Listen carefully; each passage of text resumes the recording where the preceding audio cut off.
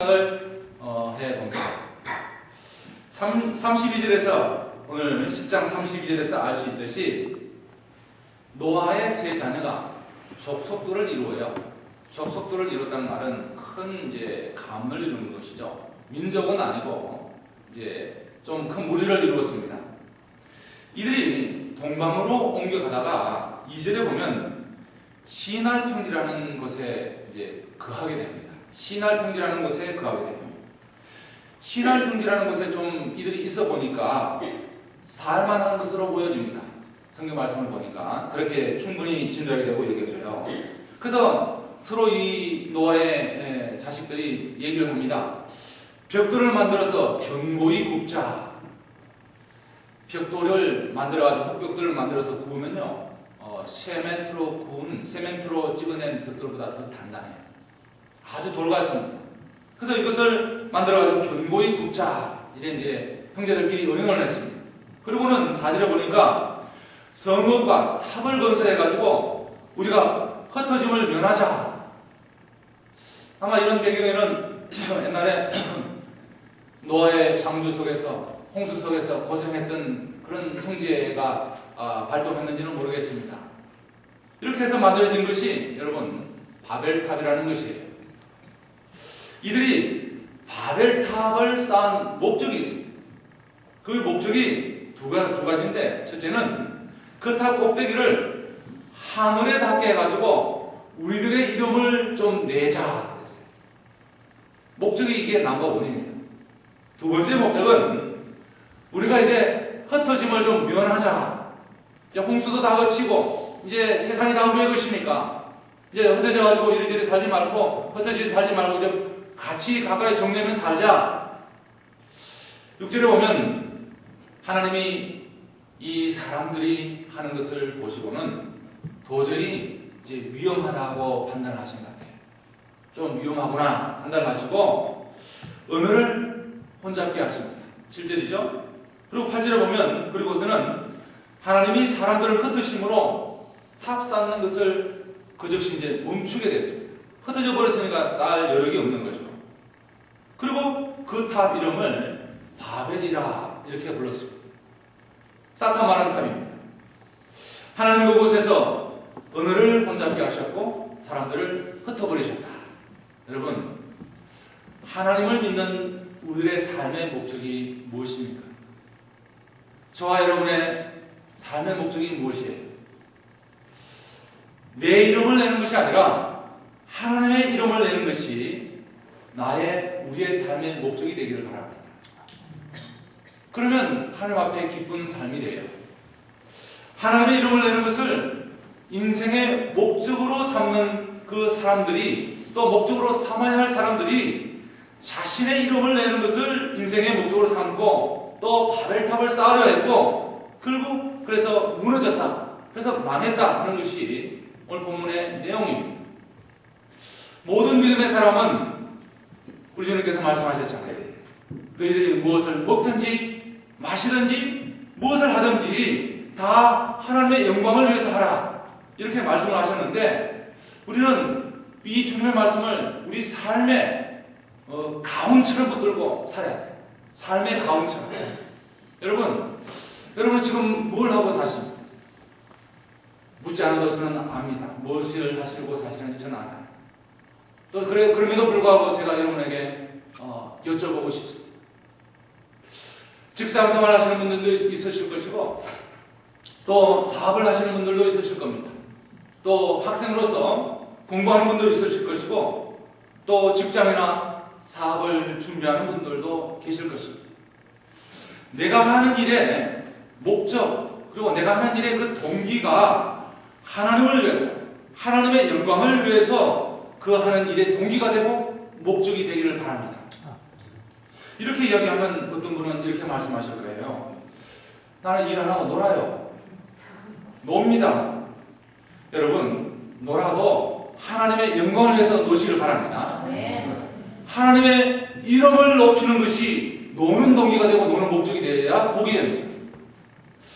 어떤 분은 이렇게 말씀하실 겁니다.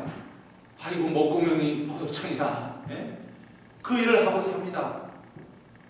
목구멍이 포도청이 나서 일하지 않으니까 삽니다. 먹고 살려고 일하죠.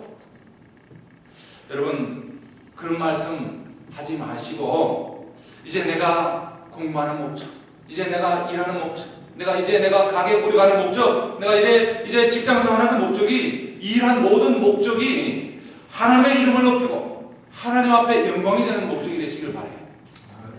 하나님께 영광을 돌리는 사람이 내 인생의 목적이고 내 삶의 지표가 되기를 바랍니다.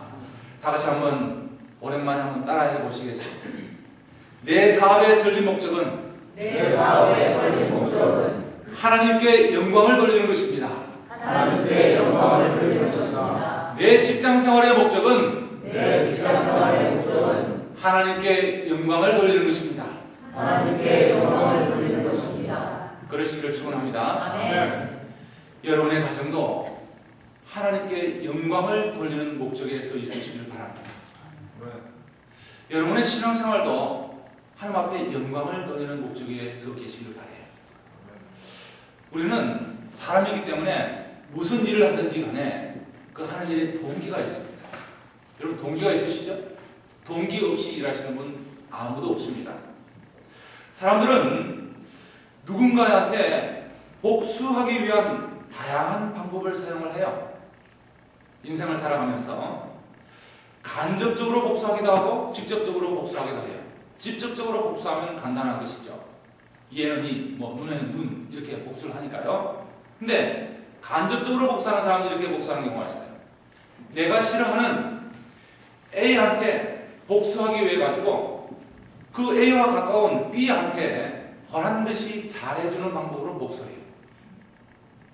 그런 경우가 있죠. 그것은 B를 사랑하고 B한테 너무 고마워서 잘해주는 그런 것이 아니에요. A를 미워하기 때문에 B한테 그냥 잘해주는 거예요. B가 좋아서가 아니라 A를 미워하기 때문에 A하고 가까운 B한테 그냥 괜시리 잘해주는 거예요. 이것은 잘못된 동기입니다. 이런 잘못된 동기를 사람은 알 수 없는데 그냥 B는 모르잖아요. 그냥 잘해주니까 좋은 거죠. 근데 사람은 모르는데 하나님은 알고 계십니다. 복수심에 사업을 시작하고 또 사업을 하는 경우도 있어요. 저는 복수심으로 교회를 개척하고 목회하는 분도 봤습니다. 또 복수심으로 결혼하는 분도 봤어요. 또 이런 분도 있어요. 복수심으로 자식을 키우는 분들도 봤습니다. 이런 사람들은 마음으로 다짐을 해요. 어떻게 다짐을 하죠? 내가 보란듯이 성공하고 말 거야. 내가 니보다 못하나 봐라. 이렇게 마음속으로 다짐을 해요. 이런 분들은 그들을 보면 자신이 하는 사업이나 목회 또 결혼 생활은 열심히 하니까 보기는 좋습니다. 열심히 성실하게 살아요. 근데 그 사람의 동기가 잘못되니까 하나님 보시기에는 그 열심이 죄인 경우가 있습니다. 사람들은 그 사람의 그 동기를 모르는 채 사업 열심히 하고 또 목회 열심히 하고 가정생활 열심히 하고 자식 열심히 잘 키우니까 다 좋은 사람이다. 성실한 사람이다. 흠 없는 사람이다. 이렇게 생각을 하는데 하나님은 항상 그 사람의 열심의 동기를 체크하는 분이심을 우리가 잊지 말아야겠어요. 여러분, 지금 내가 하는 일의 동기를 한번 체크해 보시길 바랍니다. 지금 내가 하고 있는 일의 그 동기, 또 내가 하고자 하는 일의 그 의도와 동기가 혹 누구한테 복수하기 위해서 하고 있지는 않는지 한번 체크해 보시기 바랍니다. 그 일을 하는 동기가 잘못되었다면 오늘 말씀을 통해서 바꾸시는 은혜와 축복이 있기를 바랍니다. 아멘. 그래야 하는 이유가 뭐예요? 왜 그래야 되겠어요? 그래야 되는 이유가 악은 승리하지 못하기 때문이에요. 잘못된 불의는 승리하지 못합니다. 우리는 무엇을 하든지 하나님의 영광을 위해서 해야 됩니다. 아멘. 우리가 인생을 살다 보면 직장에서 부당한 대우로 그만둠을 강요당할 때도 있어요. 생명처럼 또 목숨처럼 여기던 사업을 접는 경우도 생깁니다. 결혼생활도 내 의지와는 상관없이 정말 어려워지고 결국은 이렇게 잘못되는 경우도 있습니다. 그런 어려운 일을 당할 때 사람들은 빨리 한 하룻밥이라도 어떻게든 회복하려고 무리수를 둬요. 사람들은. 그리고는 나를 자른 직장의 그 사장한테 복수할 거야. 나를 이렇게 만든 사람 앞에서 내가 보란듯이 일어설 거야. 뭐 이러면서 작심하고 또 무리수를 두게 되죠. 물론 이렇게 해서 얼마만큼의 열심을 내가지고 성공을 거둘 수가 있습니다. 하지만 과연 그 사람이 열매를 맺을지는 모르지만은 그 사람의 마음까지는 평안할까를 생각해 봅니다.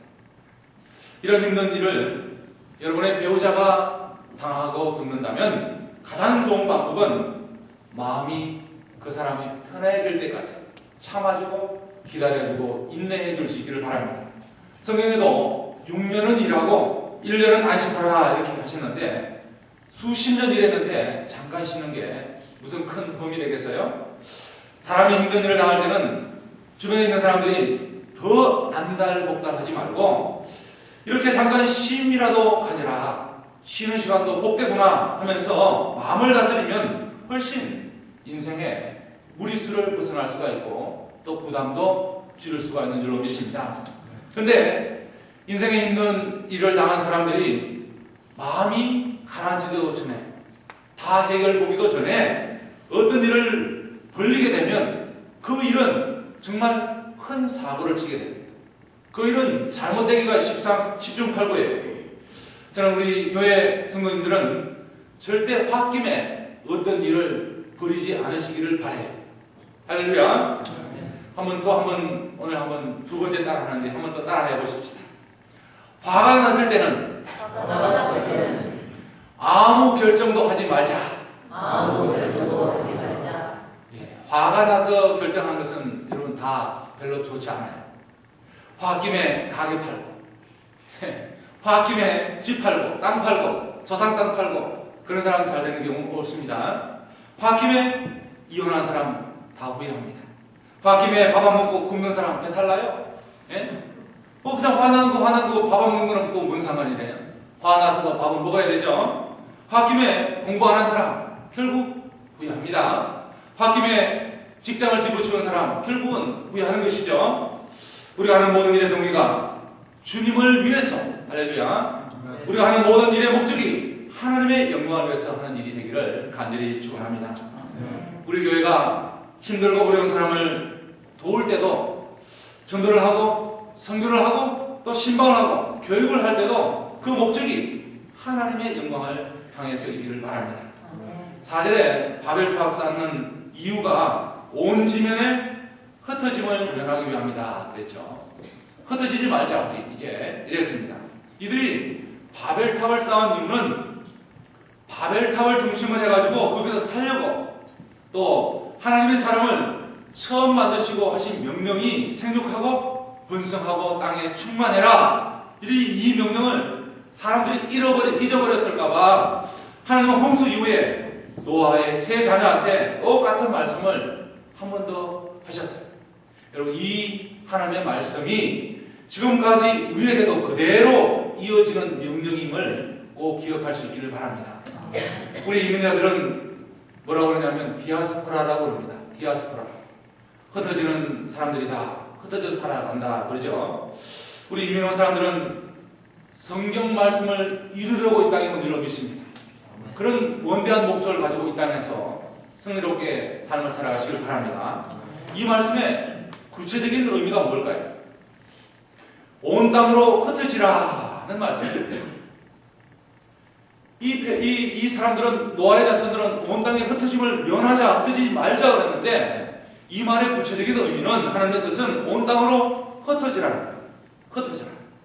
근데 사람들은 바벨탑을 쌓고 흩어지기를 거부했어요. 흩어지지 말자고 했어요.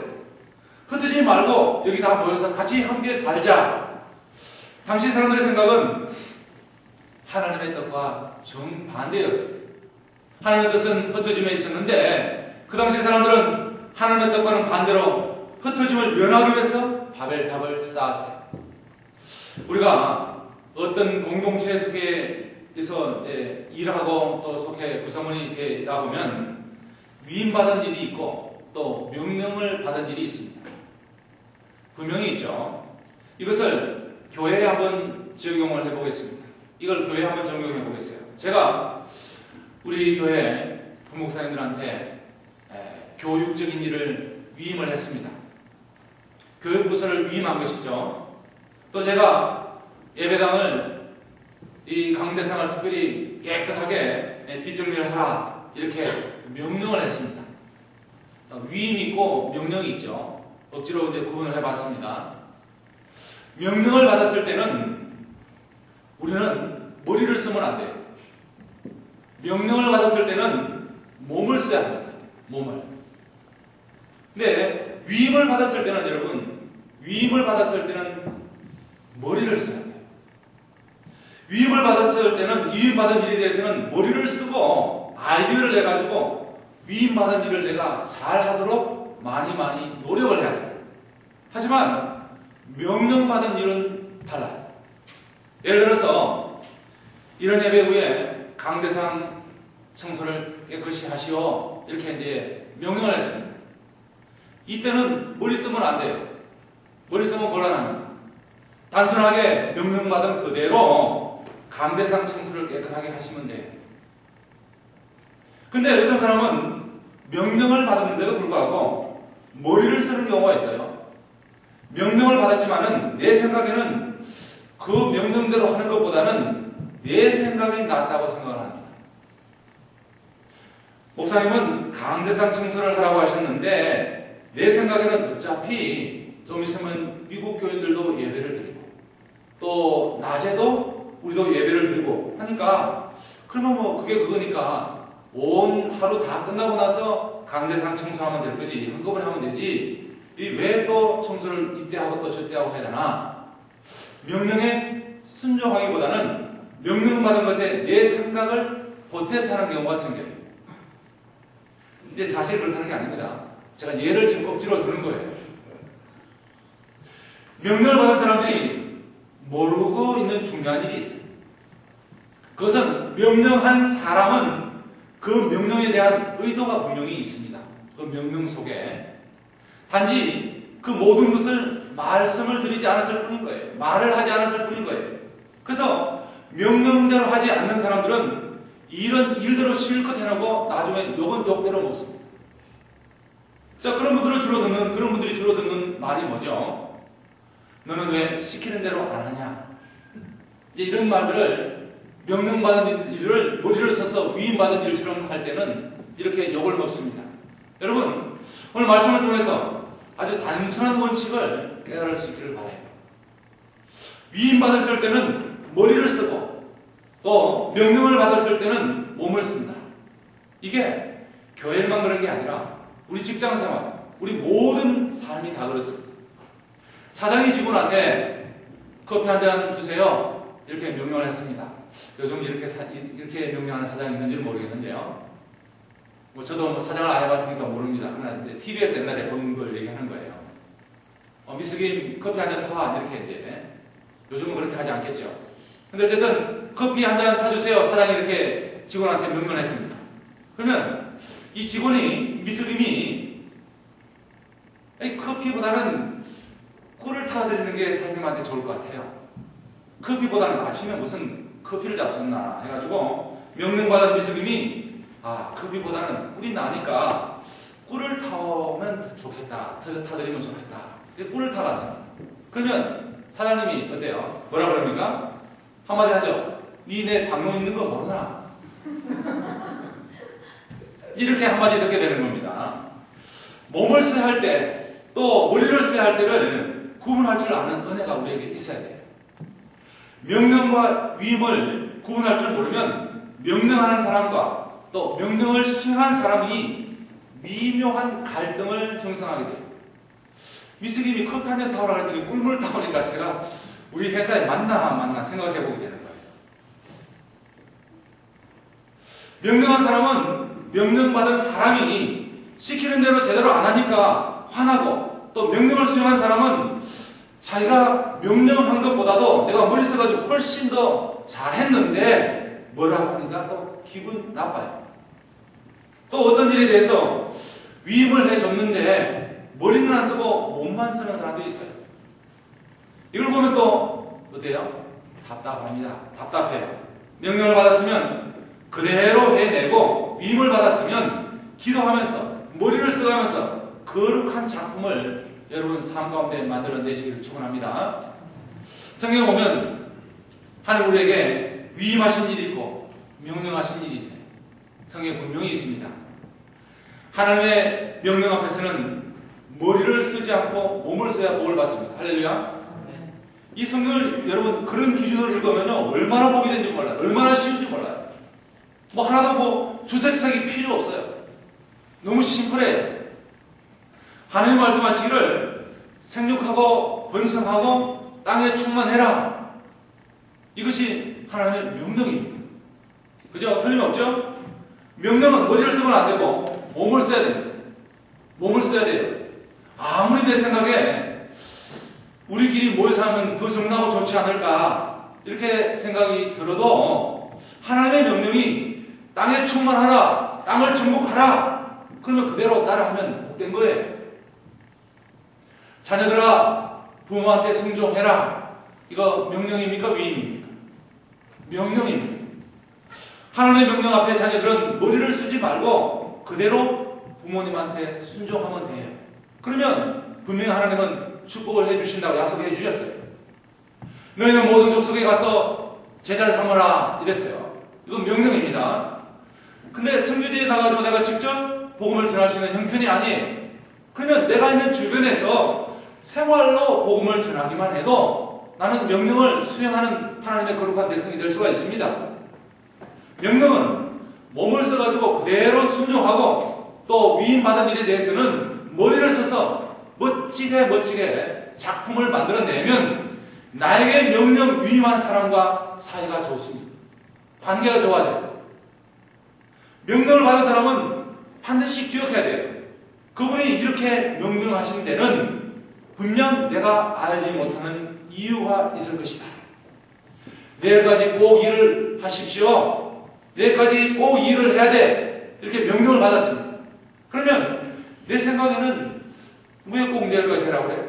모레까지 해도 되는데 혹 그렇게 생각이 들더라도 우리는 그 일을 내일까지 꼭 해내야 명령이에요. 왜 그렇습니까? 내일까지 이 일을 해야 하는 내가 알지 못하는 또 다른 중요한 이유가 그 속에 있는 것입니다. 성경은 우리가 묵상하면서 깨닫게 되는 것은 하나님이 명령하신 데는 다 이유가 있다는 것입니다. 그러나 다만 우리가 순간순간 우리가 깨닫지 못하고 이해하지 못하기 때문에 아쉬움이 있는 것이죠.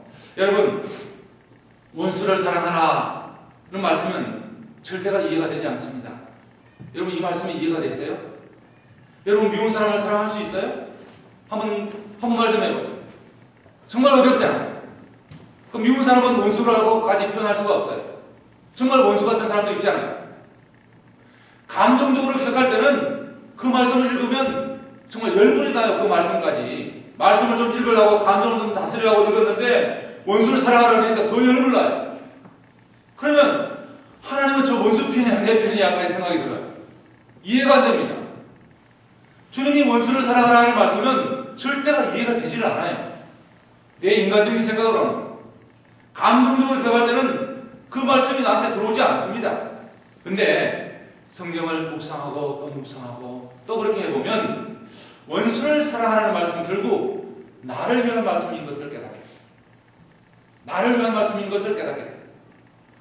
나 건강하게 살라는 말씀으로 귀결됩니다. 여러분 원수를 미워해보세요. 그럼 내가 스트레스를 받잖아요. 스트레스를 받게 되면 어떻게 돼요? 결국은 내 안에 병이 생기는 겁니다. 내 안에 속이 골마요. 그러면 어깨에 다리 50견 해가지고 다 생기게 되지 않겠어요? 직장의 보스가 부하 직원들한테 명령을 할 때는 아주 짧아요. 심플합니다. 대부분 보스들은 왜 이것을 이렇게 해야 되는지 사사건건 상세하게 디테일하게 설명을 해주질 않아요. 근데 우리 하나님도 그래요. 하나님도 무엇을 해, 무엇을 하지, 또 무엇을 하지 마라 이렇게 말씀을 하시지만은 그렇게 해야 되는 이유를 구체적으로 설명하지 않는 경우도 참 많이 있습니다. 창세기 12장에 보면 하나님께서 말씀을 하셨죠. 너는 본토 친척 아비 집을 떠나서 내가 내게 지시할 땅으로 가라. 아브라함한테 하신 말씀이에요. 하나님은 여기서도 본토 친척 아비 집을 떠나야 되는 이유를 아브라함한테 말씀해 주지 않았어요. 아무리 봐도 앞뒤를 봐도 없습니다. 전혀 말씀을 하지 않아요. 믿음의 사람 아브라함은 본토 친척 아비 집을 떠나야 되는 이유도 모르고 전혀 알지 못한 채 그냥 하나님의 말씀 따라가지고 명령에 움직여서 몸이 순종을 했습니다. 전혀 알지 못했어요. 이 말씀을 우리들한테 그대로 적용을 해봐요. 여러분한테 그대로 한번 적용을 해요. 우리 역시 하나님의 명령 앞에서 머리를 쓰는 일이 없기를 바랍니다. 아멘. 비판하지 말라 그랬어요. 이거는 하나님의 명령입니다. 근데 비판할 일이 있을 때 비판하려고 머리를 굴릴 필요가 없습니다. 하나님의 명령에 의지해가지고 비판하지 아니하면 복된 거예요. 영어로 표현하면 어떻게 되겠어요? 영어로 표현하면 대짓입니다. 그냥 그만이에요. 그냥 비판하지 않으면 나한테 복되는 거예요. 우리는 하나님 우리에게 땅끝까지 가라 하고 명령하십니다. 우리의 세상이 힘들다고 도망쳐 나오거나 또 세상이 썩었다고 피하는 사람이 아니라 산으로 들러 바다로 어디로 그냥 숨어버리는 사람이 아니라 집안에 들어가서 나오지 않는 사람이 아니라 힘든 세상 속에서 썩은 세상 속으로 들어가가지고 빛과 소금의 역할을 감당하라 이 말씀이에요. 사랑하는 성도 여러분, 우리가 주일날 하나님 앞에 나와서 예배를 드리면 힘을 얻어야 돼요. 아멘. 힘을 얻어서 세상으로 나아가야 됩니다. 교회에 오는 이유는요, 하나님 앞에 예배드리러 오지만 이 예배를 온전히 드리면 힘을 얻게 되어 있어요. 능력을 얻게 되어 있습니다. 그러면 그 힘 가지고 세상에 나가야 돼요. 기독교 역사를 보면 교회가 타락했을 때마다 분명한 현상들이 있었어요. 교회끼리 자기들끼리 먹고 자기들끼리 잘 살고 자기들끼리 교제만 잘했어요. 이때는 분명히 우리 기독교 2000년 역사 속에서 타락을 했습니다. 교회가. 그들은 어떻게 타락했느냐? 기도원을 세웠습니다. 기도원 세웠어요. 또 수도원 같은 운동도 일으켰어요. 또 교회 공동체, 기독교 공동체 만들고 예수 믿지 않는 사람들은 들어오지도 못하게 하고 이렇게 문들을 잠그고 그때 기독교는 타락했습니다. 하나님이 원하시는 그리스도인의 삶은 예수 믿는 사람들끼리 모여가지고 살고 예수 믿는 사람들끼리 모여가지고 교제하고 예수 믿는 사람들끼리 어려울 때 돕고 이렇게만 하라고 우리를 부르신 게 아니에요. 이렇게도 물론 해야 됩니다. 이렇게만 하라고 우리를 부르신 게 아니라 이 말씀이죠. 하나님이 원하시는 것은 세상으로 가서 세상으로 나와가지고 세상 사람들과 더불어서 세상 속에서 우리가 빛이 되고 우리가 소금이 되라 이 말씀을 하시는 거예요. 우리를 향한 하나님의 뜻은 세상으로 가는 것이고 세상 속에서 하나님의 사람으로 살아가는 것입니다. 우리가 교회에 모이는 이유는 세상으로 흩어질 힘을 얻기 위해서 교회에 모이는 것입니다. 세상에 불을 밝힐 기름을 채우러 모이는 것이 교회예요. 그래서 교회는 영적인 주유소와 같은 것입니다. 하나님의 뜻은 흩어지는 거예요. 기독교 공동체를 만든다고 기독교 교인을 우대하고 또 비기독교 교인은 오지 못하게 하는 그런 것은 그런 데는 언제나 부패했고 타락했고 하나님의 뜻이 그곳에 없습니다. 또 그곳에 성공한 적이 없습니다. 왜 그렇습니까? 그것이 하나님의 뜻이 아니기 때문에 그렇죠. 오늘 2월 목장 모임이 있습니다. 목장 모임은 교인들끼리 모이는 모임이기도 하지만은 믿지 않는 자들이 교회 무턱 높으니까 교회 그러면 상처도 있고 교회 그러면 또 알레르기 반응도 있는 분도 있고 교회 그러면 왠지 그냥 나와 좀 다른 곳이고 좀 가면 안 될 것 같은 그런 사람들이 있으니까 그런 분들을 이 목장 모임을 통해서 교회가 그런 곳이 아니다. 교회가 정말 이렇게 아름답구나. 또 교회가 이런 곳이구나. 이런 것들을 그새 사랑을 나누는 모임이 진정한 목장 모임이에요. 할렐루야. 여러분이 사업체의 주인이다. 작은 사업체든 큰 사업체든 사업체 주인이시라면 어떤 사람을 직원으로 뽑으시겠어요? 여러분이 만약에 그러시다면 어떤 사람을 뽑으시겠습니까? 예수 믿는 사람 뽑지 마시길 바랍니다. 왜요? 실력 있고 인격 있는 사람을 뽑으시길 바라요. 예수 믿고 실력 있고 인격이 없으면 뭐 하겠어요? 뽑아서 그 회사 같이 말아먹게요? 안 돼요. 그죠? 실력 있고 인격 있는 사람을 뽑아야 됩니다. 그리고 내가 사업주인, 내가 빛의 역할을 감당하고 소금의 역할을 감당해가지고 그 사람을 예수 믿게 하시면 되죠. 그것이 하나님의 뜻입니다.